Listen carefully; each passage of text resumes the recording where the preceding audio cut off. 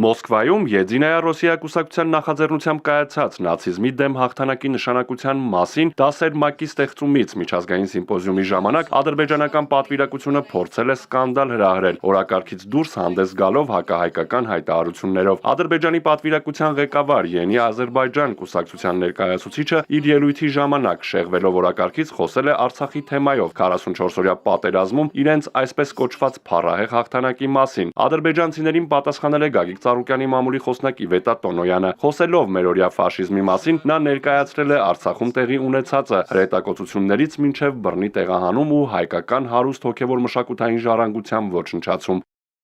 Չնայած ադրբեջանական պատվիրակությունը տեղից փորձել է ընդհատել ելույթը, Տոնոյանը խոսքը լսարանին է հասցրել մինչև վերջ։ Դժբախտաբար նույնիսկ 21-րդ դարում մենք ականատես ենք լինում ֆաշիզմի դրսևորումների աշխարհում, այդ թվում հետխորհրդային տարածքում։ Ֆաշիզմի դրսևորումներից մեկը Ղարաբաղում խաղաղ հայկական քաղաքների եւ գյուղերի հրետակոծությունն է, 120,000 հայերի բռնի տեղահանումը եւ հայ ժողովրդի մշակութային եւ հոգեվոր ժառանգության բառացիորեն ոչնչացումը։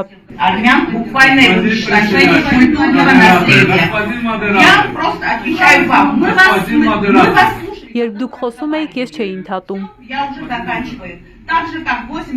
Ինչպես 80 տարի առաջ Ռուսաստանը վճռորոշ դեր խաղաց համաշխարհային ֆաշիզմի վերացման գործում, հույս ունենք այնպես էլ հիմա կկատարի այդ առաքելությունը։ Բրավո! Հայաստանի պատվիրակներից կոշտ է արձագանքել նաև Հանրապետական կուսակցությունից Էդուարդ Շարմազանովը, մի քանի տասնյակ միջազգային պատվիրակների ներկայացնելով Արցախի հարցի շուրջ ստեղծված իրավիճակի, Ադրբեջանի ապակառուցողական քաղաքականության, ագրեսիայի եւ պատմական փաստերի ակնհայտ խեղաթյուրման մասին։ 80 տարի առաջ ֆաշիստական Գերմանիան պարտվել է, սակայն քսենոֆոբիայի դրսևորումները կան նաև այսօր։ Լեռնային Ղարաբաղում 44-օրյա պատերազմից հետո ադրբեջանական վանդալիզմի նշանակետի տակ էին հայտնվել հայկական հուշարձանները։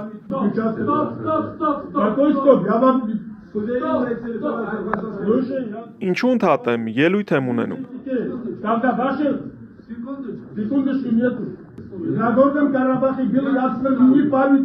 Այդ թվում Մարշալ Բաղրամյանի եւ Խամփերյանցի ԽՍՀՄ կրկնակի հերոս Նելսոն Ստեփանյանի հուշարձանները։ Ադրբեջանական պատվիրակությունը խոսում է արդարության մասին, սակայն 2020 եւ 2023 թվականներին Լեռնային Ղարաբաղում կատարել են էթնիկ զտում։ 120,000 հայ այսօր իր հայրենիքից դուրս է։ Այնինչ արել է ադրբեջանական ղեկավարությունը էթնիկ զտում է, քսենոֆոբիա եւ նեոֆաշիստական քաղաքականության դրսևորում։ Նրանք ասում էին, որ 44-օրյա պատերազմի արդյունքն արդար էր, իսկ որն էր արդարությունը, որտեղ էր ինքնորոշման իրավունքը, կեցցե ազատությունն ու Լեռնային Ղարաբաղի ժողովուրդը։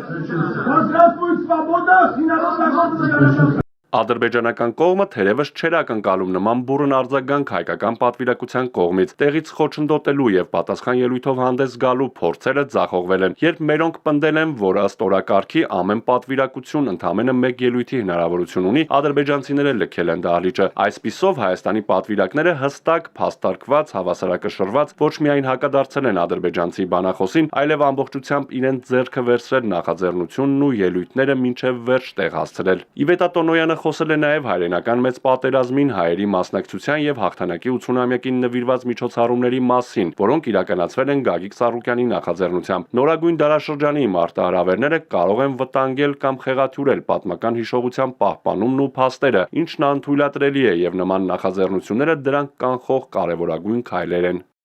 Все началось с февральского выступления председателя партии «Процветающая Армения»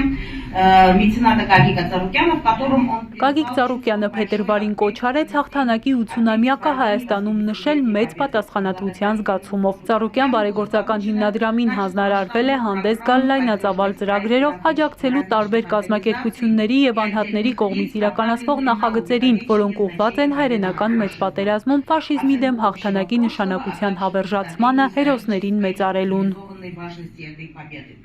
Տոնոյանը հիշատակել է այդ ծրագրերի շրջանակում հաղթանակի ժամանակը հաղորդաշարը, որը հեռարձակվում է Կենտրոն հեռուստաընկերության եթերով եւ մեծ արձագանք է գտել նաեւ Հայաստանի սահմաններից դուրս։ Երևանում վետերանների միությունում բացվեց լեգենդար հրամանատար Հովհաննես Բաղրամյանի ռազմական փառքի կենտրոն թանգարանը։ Պաշտոնական արարողությանը ներկա էր մարշալի թոռը Իվան Բաղրամյանը։ Կազմակերպվել է նաև հաղթանակն իմ արխիվում խորագրով մրցույթ, որտեղ ներկայացվում են հայրենական մեծ պատերազմի մասնակիցներից իրենց հարազատներին ժառանգություն մնացած ստեղծագործությունները։ Եվ վերջապես Երևանի Արարատ կոնյակի գինու օղու կոմբինատում շշալցվեց հաղթանակի 80-ամյակին նվիրված բացառիկ կոնյակ, որը պատրաստվել էր 1945 թվականի խաղողի բերքից։ Տոնոյանը շեշտել է, որ այս բոլոր ծրագրերի իրականացման գործընթացում արդյունավետ գործակցությունը շարունակվում է մի շարք կազմակերպությունների հետ նաև Հայաստանի սահմաններից դուրս, եւ սա ապացույցն է, որ ճիշտ աշխատանքն արդյունավետ է լինում եւ անկասելի։